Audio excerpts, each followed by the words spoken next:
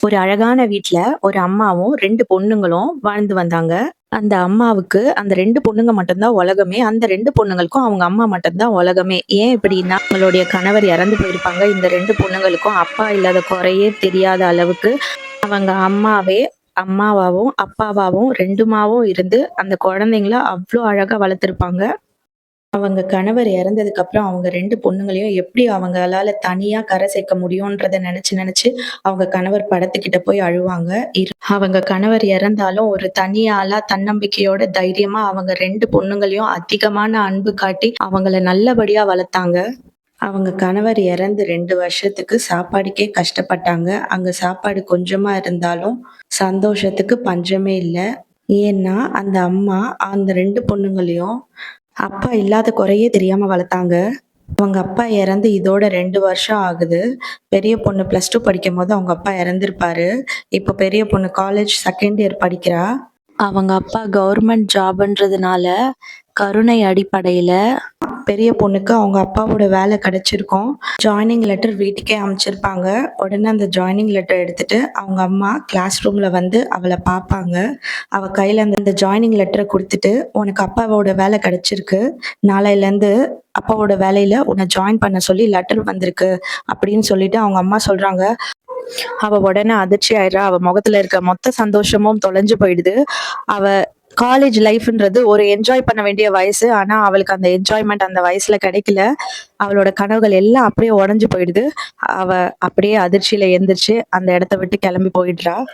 அந்த மூத்த பொண்ணும் அவங்க அம்மாவும் ரோட்ல நடந்து போம்போது, அவங்களுக்கு தெரிஞ்ச ஒரு 4 பேர் வந்து அவங்க அம்மா கிட்ட கேக்குறாங்க, "உங்க கணவரோட கவர்மெண்ட் ஜாப எதுக்கு உங்க பெரிய பொண்ணுக்கு குடுத்தீங்க?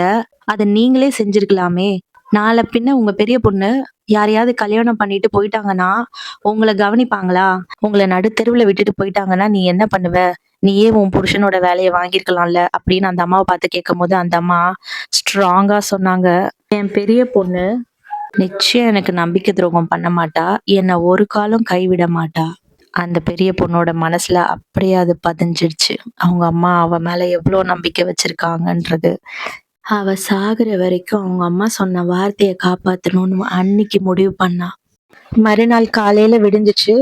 அவங்க பெரிய பொண்ணு முதல்ல அவங்க அப்பா வேலைக்கு போறதுக்கு 29C பஸ்ல கிளம்பிட்டாங்க. இந்த பக்கம் அவங்க அம்மா தன்னோட குடும்பத்த காப்பாத்துறதுக்கு போதுமான அளவு வருமானம் பத்தலன்னு ஒரு அதிரசம் சுடுற கம்பெனில போய் ஜாயின் பண்ணி கையெல்லாம் கரண்டி புடிச்சு புடிச்சு காப்பு காய்ச்சி அதிரசம் சுட்டுட்டு இருந்தாங்க. அவங்க பெரிய பொண்ணு வேலை செய்யற இடத்துல எல்லாருமே அவள குறை தான் சொன்னாங்க.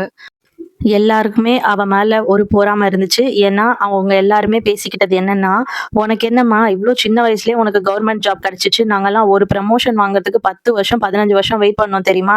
ஆனா நீ இப்பயே இவ்ளோ சீக்கிரத்துல இந்த வேலைக்கு வந்துட்ட. எல்லாம் உனக்கு கடகடன்னு ப்ரமோஷன் வந்துரும்." அப்படின்னு சொல்லிட்டு, "இனி நீ வந்து கோடீஸ்வரி தான் இனிமேல்." அப்படின்லாம் சொல்லி பேச ஆரம்பிச்சாங்க. ஆனா அந்த பொண்ணுக்கு அப்ப என்ன தோணுச்சுன்னா, ஒரு உயிர இழந்துட்டு இந்த வேலைக்கு நம்ம வந்திருக்கோம். ஆனா இவங்கெல்லாம் வந்து இப்படி பேசுறாங்களேன்னு ரொம்ப மனசு கஷ்டப்பட்டா. அவளால அங்க சமாளிக்கவே முடியல. அவள சுத்தி நடக்கிற எல்லா விஷயமும் அவ மைண்டுக்குள்ள ஒரு போர்க்களமா, நிம்மதியே இல்லாத ஒரு வாழ்க்கையா அவளுக்கு மாறிடுச்சு. அப்படிதான் அவ ஒவ்வொரு நாளும், ஒவ்வொரு நிமிஷமும் வேலையில போய் கஷ்டப்பட்டு இந்த பேச்சுக்கெல்லாம் ஆளாகி, சுத்தி பொறாம புடிச்ச ஒரு மக்களுக்கு நடுவுல தான் நம்ப இனிமேல் நம்மளுடைய காலத்த கழிக்கணுமா அப்படின்னு நெனச்சு ஒவ்வொரு தினமும் அவ கஷ்டப்பட்டுருக்கா.